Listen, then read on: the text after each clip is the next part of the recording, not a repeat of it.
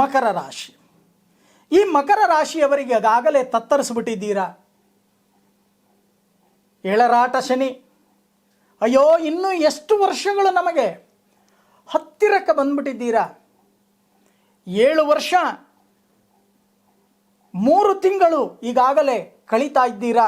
ಇನ್ನು 3 ತಿಂಗಳು, ಮಾರ್ಚ್ 29ನೇ ತಾರೀಕು ನಿಮಗೆ ಶನಿ 3ನೇ ಮನೆ ಸಂಚಾರವನ್ನು ಪ್ರಾರಂಭವನ್ನು ಮಾಡ್ತಾ ಇದ್ದಾರೆ.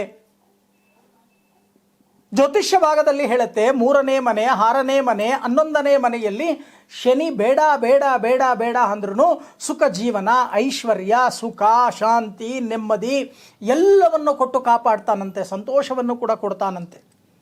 ಆದರೆ ಆ ಸಮಯದಲ್ಲಿ ಸಂಪತ್ತು ವೃದ್ಧಿಯನ್ನು ಮಾಡ್ಕೊಳ್ತಕ್ಕಂಥ ಬುದ್ಧಿಶಕ್ತಿಯನ್ನು ಉಪಯೋಗಿಸ್ಕೊಳ್ಳಿ. ಕೆಲವರು ಏನು ಮಾಡ್ತಾರೆ ಅಂದರೆ, ಬಹಳಷ್ಟು ಹಣ ಬಂತು ಅಂತ ಅಂದರೆ ಆ ದಿನವೇ ಎಲ್ಲವನ್ನು ಖರ್ಚು ಮಾಡ್ತಕ್ಕಂಥ ಒಂದು ಕೆಲಸ. ಖರ್ಚು ಅಧಿಕವಾಗುತ್ತೆ, ಉಳಿತಾಯದ ಬಗ್ಗೆ ಗಮನವನ್ನು ಹರಿಸ್ತಕ್ಕಂಥ ಕೆಲಸವನ್ನು ಮಾಡಿ. ಯಾರ್ಯಾರ ವಿವಾಹ ಆಗಿಲ್ವೋ ಅವರಿಗೆಲ್ಲ ವಿವಾಹ ಯೋಗ ಅಂತಕ್ಕಂಥದ್ದು ಕಂಡು ಬರುತ್ತೆ. ಯಾಕೆ ಅಂದರೆ ಶನಿ 3ನೇ ಮನೆಯಲ್ಲಿ ಶುಭ ಕಾರ್ಯಗಳನ್ನು ಹೆಚ್ಚಾಗಿ ನಡೆಸ್ಕೊಳ್ತಾನೆ. ಆಸ್ತಿ ಕೊಂಡುಕೊಳ್ತಕ್ಕಂಥ ಒಂದು ಶುಭ ಯೋಗ, ಅಧಿಕಾರ ಪ್ರಾಪ್ತಿ, ಮೇಲಾಧಿಕಾರಿಗಳಿಂದ ಹೊಗಳಿಕೆ, ಪ್ರಮೋಷನ್, ಉನ್ನತ ಸ್ಥಾನಮಾನದ ಅಧಿಕಾರ ಪ್ರಾಪ್ತಿ ಇವೆಲ್ಲವೂ ಕೂಡ ಹೆಚ್ಚಾಗಿ ನಿಮಗೆ ಲಭ್ಯವಾಗುತ್ತೆ.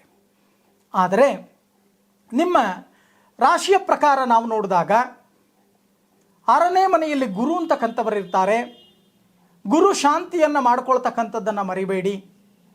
ಆ ಗುರು ಶಾಂತಿ ಅಂತಕ್ಕಂಥದ್ದನ್ನು ಮಾಡಲಿಲ್ಲ ಅಂತ ಅಂದರೆ ಇವೆಲ್ಲವೂ ಕೂಡ ರಿವರ್ಸ್ ಆಗ್ತಕ್ಕಂಥ ಸಾಧ್ಯತೆ. ಹಾಗಾದರೆ ಏನು ಮಾಡಬೇಕು?